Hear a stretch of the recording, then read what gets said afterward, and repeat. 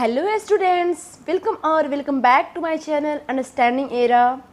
तो आज हम फिर से हाजिर हो गए हैं आप लोग के नेक्स्ट सॉल्यूशन को लेकर।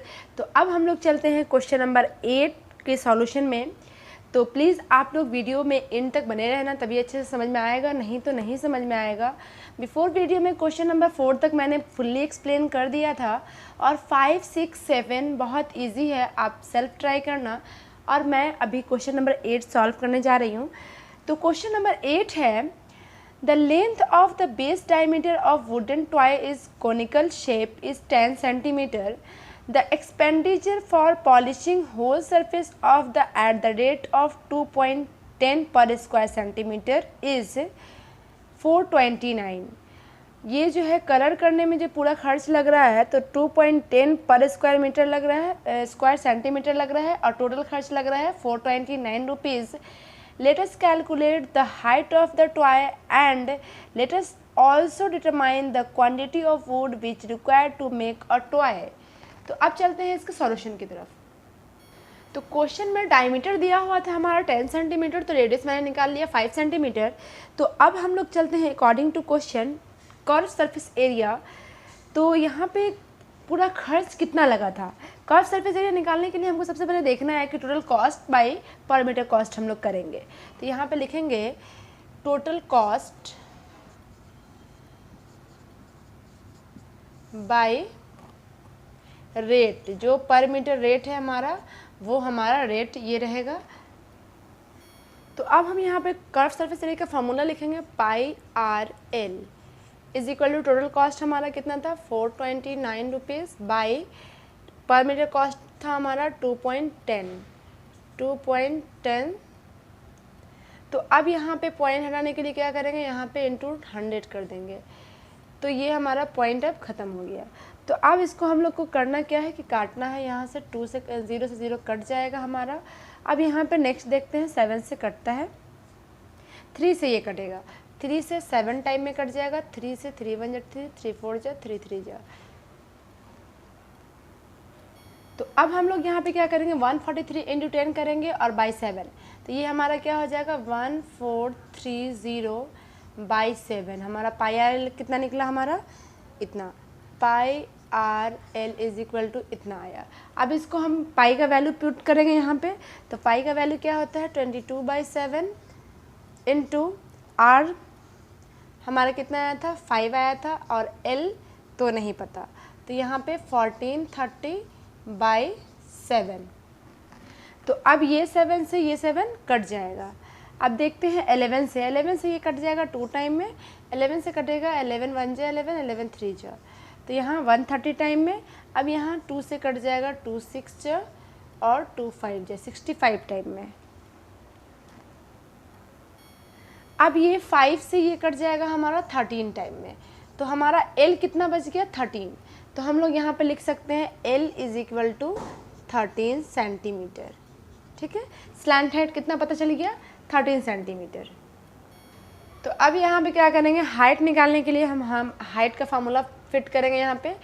तो हाइट में L square minus R square, तो एल हमारा कितना था, एल आया था 13 स्क्वायर, यहाँ पे लिखेंगे 13 स्क्वायर माइनस आर हमारा कितना था 5 का स्क्वायर।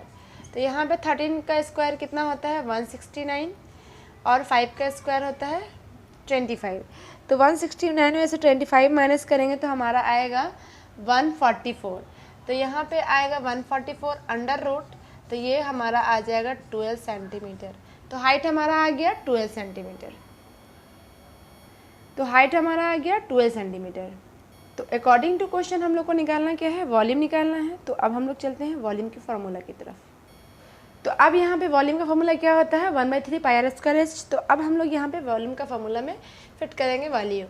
तो यहाँ पे 22/7 पाई का वैल्यू है, आर हमारा 5 था, 5 × 5, और एच हमारा आया था 12। तो इसको काटेंगे, ये 4 टाइम में कटेगा। तो अब ये सभी को मल्टीप्लाई करने के बाद हमारा आएगा 2200/7। अब इसको हम लोग क्या करेंगे, होल में कर लेंगे। तो ये आएगा हमारा 314 होल 2/7 इज़ द आंसर। यहाँ पे क्यूबिक सेंटीमीटर CUCM। तो हमको अब लास्ट में लिखेंगे रिक्वायर्ड क्वांटिटी ऑफ वुड कितना होगा 314 होल 2/7 इज़ द आंसर। अब चलते हैं क्वेश्चन नंबर 9 की तरफ। तो 9 में क्या कह रहा है कि the quantity of iron sheet to make a buoy of right circular conical shape is 75 whole 3/7 metre square. If the slant height of it is 5 meter, then let us write by calculating the volume of air in the boya and its height.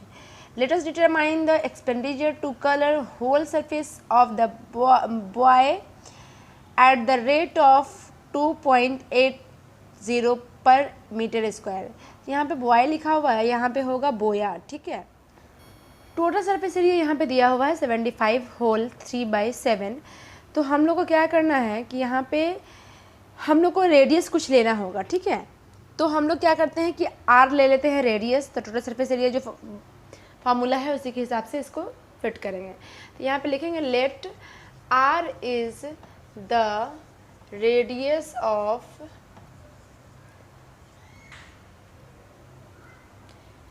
Base of the base. Base का radius कितना ले लिए हम लोग? Are ले लिए. तो हम लोग टोटल सरफेस एरिया यहाँ पे क्या है, टोटल सरफेस एरिया का फार्मूला क्या होता है, pi R into L plus R.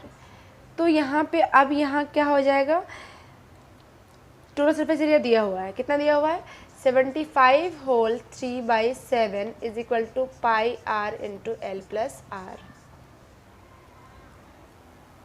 तो अब हमने यहाँ पे क्या किया कि ये होल में है, इसको मैंने कॉमन फ्रैक्शन में ले आया, उसके बाद यहाँ पे वैल्यू पुट किया. तो वैल्यू पुट करने के बाद हम देखते हैं कि कौन इससे कट रहा है. तो यहाँ पे देखेंगे कि 7 से 7 ये कट जा रहा है. 11 से इसको देखते हैं, 11 से 2 टाइम में कटेगा, 11 से 4 टाइम में और 8 टाइम में. ये फिर 2 से कट जाएगा 24 टाइम में. तो अब रेस्ट जो है उसको हम लोग मल्टीप्लाई करते हैं. तो रेस्ट हम लोग का रह गया था 24 is equal to R into 5 plus R. 5 हमारा स्लैंड हाइट क्वेश्चन में दिया हुआ था, उसको मैंने यहाँ पे फिट किया था. तो अब हम यहाँ पे क्या करते हैं, यहाँ मल्टीप्लाई कर लेते हैं. तो ये होगा हमारा 5r प्लस आर स्क्वायर, यहाँ पे 24. तो हम लोग यहाँ पे देख रहे हैं कि ये फैक्टराइजेशन मेथड में आ रहा है. यहाँ पे स्क्वायर है, आर है और न्यूमेरल है.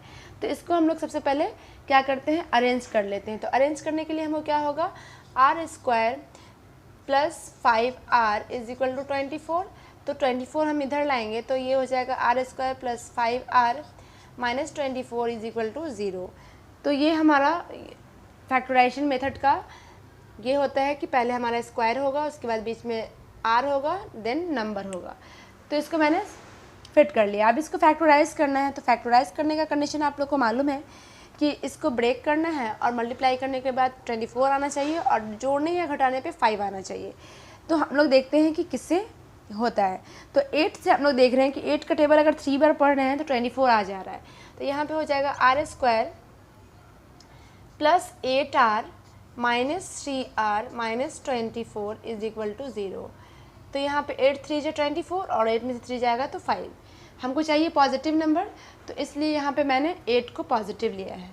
तो अब यहाँ पे क्या करते हैं, कॉमन लेते हैं. तो r कॉमन ले लेंगे तो r प्लस 8 बच जाएगा. यहाँ पे माइनस 3 कॉमन लेंगे तो r प्लस 8 बच जाएगा इज इक्वल टू 0. अब चलते हैं नेक्स्ट.